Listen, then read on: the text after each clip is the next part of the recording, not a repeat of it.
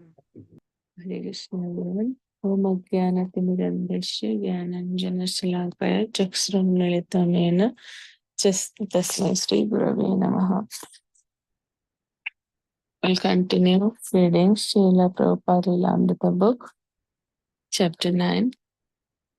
I beg to inform you that I am in receipt of your invitation letter in the matter of observing Bhagavad Week through the Secretary of Bombay Spiritual Center, as I know what sort of Bhagavad Week can be observed by the Mayavadians for misleading the innocent public, and therefore one not only restrained myself from attending the function, but also I advised many others not to attend for the very reason that the recitation of the Holy Bhagavad is being performed by men who have no access in this great scripture, in which only the liberated persons who are freed from all pretentious religiosities can take part. Some friends who attend your Bhagavad Week have told me how the pastimes of Lord Krishna were being wrongly interpreted in your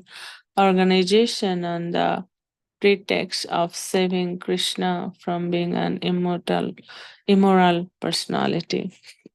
To save these foolish audiences in future, Maharaj Parikshit had already asked Shripad Sukadev Goswami to clear the Rasalila activities of Lord Sri Krishna. The transcendental nature of Rasalila does not require to be apologized by any Mayavadi or mundane moralist. The Leela is what it is. In the sloka number 30, it is forbidden that a mundane person should indulge in hearing Raslila or should hear Raslila from a mundane person. In your organization, both the audience and the lecturer are mundane persons, and their indulgence in the matter of Raslila out of sheer foolishness will result in imitating Rudra, who swallowed up an ocean of poison. Abhay warned that legal action could be taken against such a religious fraud, but Bhagavad Gita continued, and hundreds were cheated. While the professed followers of Vedic culture were being baffled in their allegiance, modern westernized Indians were rejecting Vedic culture as backwards and irrelevant. There was Prime Minister Nehru, who was not at all spiritually inclined. He was for modernization and for what Abhay called made in London ideas. At least Mahatma Gandhi, although he had never responded to Abhay's letters, had been spiritually inclined, but not so his follower, Pandit Nehru. Still out of concern for the way India's leaders were rejecting their country's spiritual heritage, Abhay decided to write Pandit Nehru. Although in Bombay, Abhay was practically homeless. In August of 1958, he boldly wrote the Prime Minister expressing his conviction that India's spiritual culture must not only be revived at home but also be distributed to the West. He reminded Pandit Nehru that from ancient Greece down to the atomic age, the Western world had seen only materialism and had therefore never known peace. If Nehru were to continue following the path of materialism, the only results would be strife and war. Therefore, India may not waste her time in imitating the Western way of life. You have admitted in it that the position of Indian culture is of high order, but at the same time, you want to bring bring in material prosperity by scientific advancement of knowledge. But what is that scientific knowledge? Spiritualism is also advanced scientific knowledge. Material advancement of scientific knowledge cannot give even material prosperity to the people in general. Do you think that horseless carriage or telephonic or radio communication or any other such ephemeral facilities of life can bring in material prosperity? No, it cannot. Material prosperity means the people must have sufficient to eat or to maintain the body very soundly. Do you think that your different plans have brought in that material prosperity, or that modern Western civilization can bring in that prosperity? Even they're given that facility, the unrest will continue to go until there is spiritual satisfaction of life. That is the secret of peace. Even without having been to the West, Abhay expressed his conviction that the Americans and even the Russians were hankering for spiritual realization. They could not have become satisfied merely with material advancement. Pandit Nehru therefore should help his friends in the West by offering them spiritual knowledge from India. Poverty means poverty of knowledge. Prime Minister Chanakya used to live in a thatched cottage, but he was the dictator of India during the time of Chandragupta. Mahatma Gandhi voluntarily accepted the way of living of the so-called poor man and was the dictator of Indian destiny. But was he poverty stricken? He was proud of his spiritual knowledge. Therefore, spiritual knowledge makes a man really rich man and not the radio set or the motor car, etc. Back in 1930s, the Nehru family had brought their medicines from Abhay's Prayag pharmacy. And Abhay now appealed to Pandit Nehru as an old friend from Allahabad.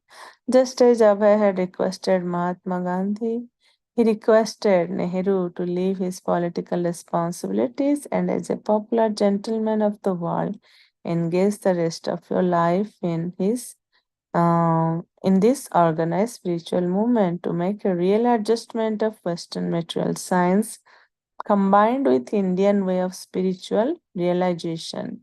As with his letter to Gandhi, his letter to Nehru went unanswered. Among Abhay's former Bombay contacts was Mr. Harbans Lal, a landlord who had once assured Abhay that he would provide him lodging whenever he needed. In the summer of 1958, Abhay went to call on Mr. Harbans Lal, only to find that he had gone to the west. When Abhay learned that Mr. Harbanslal was traveling not only on business but on a cultural mission, his imagination seized on the idea of an Indian on a cultural mission in the West. He wrote to Mr. Harbanslal asking for a place to stay, but also presenting his own cultural mission. Abhay knew that many Westerners respected Indian culture. He had heard from his German godbrother that although Indians who went to the West, especially to Germany, were well received, they were sometimes tested on their knowledge of Indian culture. So Abhay advised Mr. Harbanslal to teach the real conclusion of Indian culture as he traveled. So I'll stop here. We'll continue reading from tomorrow.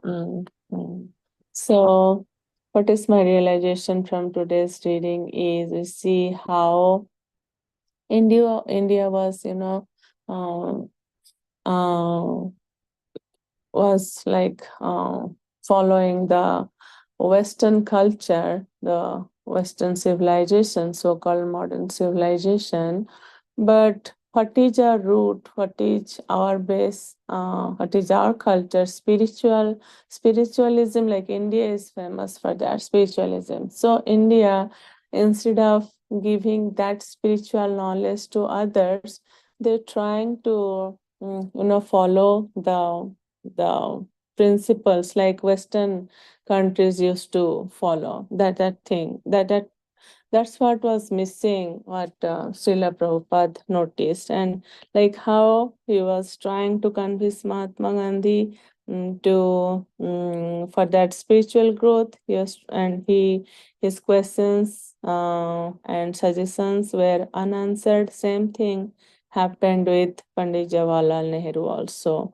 As he was the prime minister, a gentleman, Srila Prabhupada was expecting him that he should be more involved into this spiritual education to propagate the spiritual knowledge, but nobody was that much interested. And Srila Prabhupada also noticed that the real essence of Bhagavad Gita through that Bhagavad week which was going on was not the proper message of Bhagavad Gita was not propagated. Everything was doing like everyone was doing that their own mental speculation they were doing. They were not um, spreading the real essence of Bhagavad Gita. That's what Srila Prabhupada noticed, that was missing. What we should do, we are not like we are not doing that one.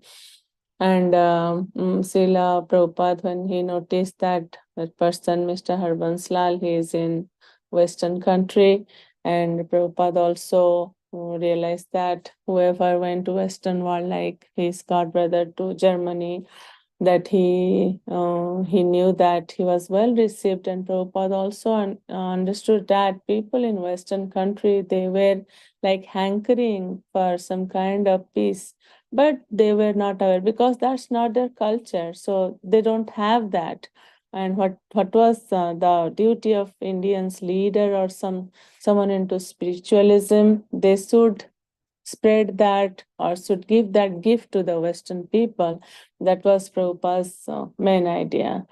That Prabhupada realized that that's what was missing in Western culture. But Indians, instead of um, giving that to others, they were taking their culture and was using that one, following that kind of thing, which Srila Prabhupada did not like. So that's what my realization from today's reading is.